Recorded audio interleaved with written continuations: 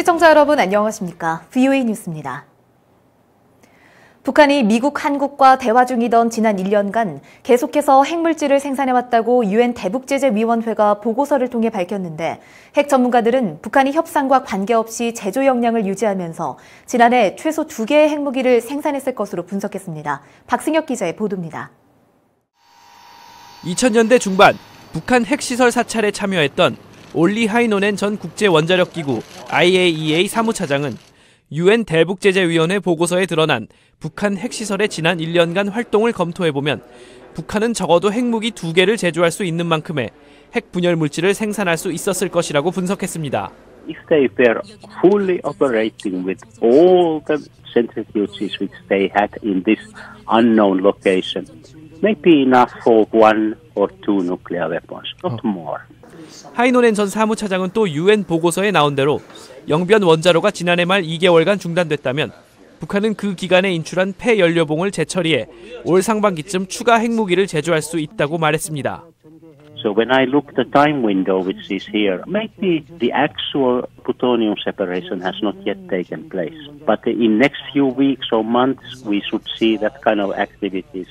또 다른 핵 전문가인 지크프리드 해커 박사는 앞서 지난 2월 스탠포드대 보고서를 통해 북한은 지난해 미국과 대화를 하면서도 5개에서 7개의 핵무기를 제조할 만큼의 핵 물질을 생산했을 것이라고 밝힌 바 있습니다. 미국, 한국과 대화 중에도 북한이 핵무기를 제조했을 가능성이 구체화되면서 북한은 당초부터 핵을 포기할 의사가 없었다는 분석이 나옵니다. 또 북한이 핵실험을 하지 않는 한 문제 없다는 트럼프 대통령의 발언은 잘못된 신호를 보내고 있다는 지적도 나왔습니다. What he's saying by inference is, so if they're continuing to work on all their nuclear weapons and missiles without testing, and so nobody can see it, that's okay. 전문가들은 북한 핵무기의 개수보다 더 중요한 것은 북한이 핵을 포기하지 않고 계속 생산하고 있다는 점이라고 강조했습니다. VOA 뉴스 박승혁입니다. 이런 가운데 미국과 협상 중에도 북한의 핵무기와 탄도미사일은 미 본토와 동맹에 계속 위협이 되고 있다고 미 국방장관 대행이 밝혔습니다. 스티븐 비건 대북정책특별대표는 유엔 안보리를 찾아가 대북제재 이행 방안 등을 논의했습니다. 김칸희 기자가 보도합니다. 상원 군사위원회 청문회에 출석한 패트릭 셔너헨 미국 국방장관 대행은 트럼프 대통령과 미국의 외교관들이 북한과 협상을 하는 동안에도 북한의 핵무기와 탄도미사일은 미국 본토와 동맹에 계속해서 위협이 되고 있다고 밝혔습니다. North Korea's nuclear weapons and missiles remain a pressing concern. 셔너헨 국방장관 대행은 이어 북한 비핵화를 위한 협상을 지지한다면서도 미국 외교관들이 힘 있는 위치에서 계속 발언할 수 있도록 하는 것이 국방부의 목표라고 밝혔습니다.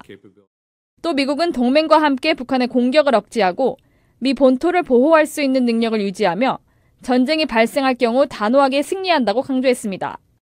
조지프 덤포드 미국 합참의장은 북한의 김정은 위원장이 밝힌 의도와 관계없이 미국은 동맹국과 미국을 위협하는 핵무기와 탄도미사일 보유국가를 상대하고 있다고 지적했습니다.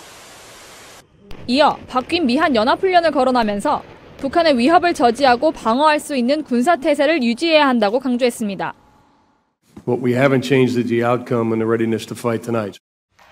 이런 가운데 폼페오 국무장관이 어제 안토니우 구테우스 유엔 사무총장을 만나 한반도 비핵화 문제를 논의한 데 이어 스티븐 비건 국무부 대북정책특별대표는 오늘 뉴욕에 있는 유엔 미국 대표부에서 안보리 상임이사국 대사들을 만나 2차 미북 정상회담 결과를 설명하고 안보리 결의인 대북제재 이행 방안 등을 협의했습니다. We have now clear understanding what happened and what to do in terms of solidarity. 또 국무부는 워싱턴 DC에서 미국과 한국의 실무진 워킹그룹 회의가 열렸으며 양측은 대북제재 이행 방안에 대해 논의했다고 밝혔습니다. VOA 뉴스 김칸입니다. 유럽연합 EU가 북한의 인권 상황을 강력히 규탄하는 내용의 북한 인권 결의안을 유엔 인권이사회에 제출했습니다. 스위스 제네바에서 열리고 있는 제40차 유엔 인권이사회에 14일 제출된 7쪽 분량의 결의안 조안은 북한에서 자행되고 있는 조직적이고 광범위한 인권 유린을 가장 강력한 용어로 규탄한다고 밝혔습니다.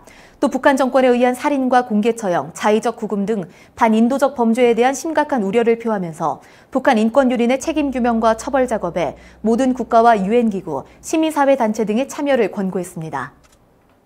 북한 김정은 위원장의 이북형 김정남의 살해 혐의로 기소된 베트남 국적의 도안 티 흐엉은 공소 취소 없이 구속 상태에서 재판을 받게 됐습니다. 말레이시아 검찰의 담당 검사는 사건을 계속 진행하라는 지시를 받았다고 말했으며 검찰은 피고 측의 공소 취소 요구를 거부한 이유를 밝히지 않았다고 현지 언론들이 보도했습니다. 같은 혐의로 재판을 받던 인도네시아 국적의 시티 아이샤는 지난 11일 검찰의 공소 취소로 석방됐습니다. 흐엉과 시티는 2017년 쿠알라룸푸르 국제공항에서 김정남의 얼굴에 화학무기인 VX 신경작용제를 발라 살해한 혐의로 체포돼 재판을 받아왔습니다.